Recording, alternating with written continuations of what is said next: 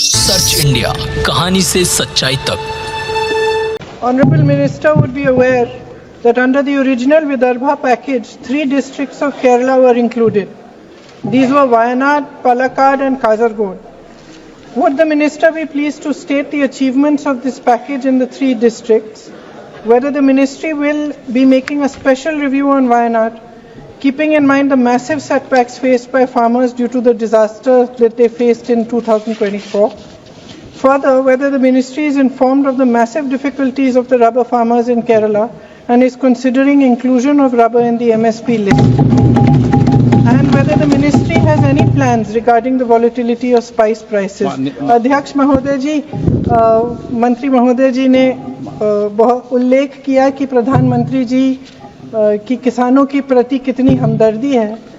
प्रधानमंत्री जी खुद वायनाड गए थे, उन्होंने वहाँ का दुख, वहाँ की किसानों की पीड़ा खुद देखी।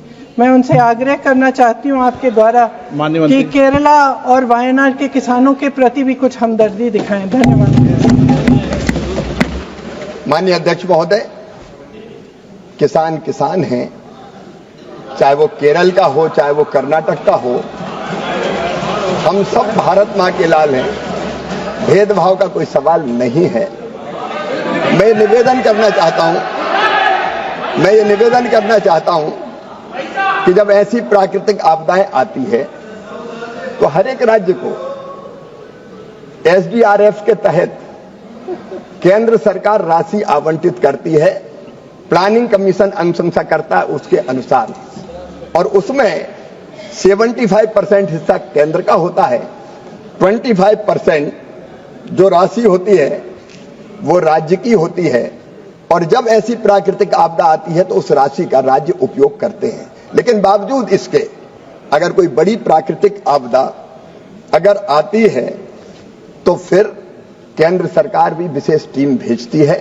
पिछले दिनों माननीय अध्यक्ष महोदय, जब आंध्र में तेलंगाना में दिक्कत हुई थी, अत्यंत वर्षा के कारण बाढ़ की स्थिति पैदा हुई थी, केंद्रीय टीम गई थी, मैं स्वयं भी गया था माननीय अध्यक्ष महोदय।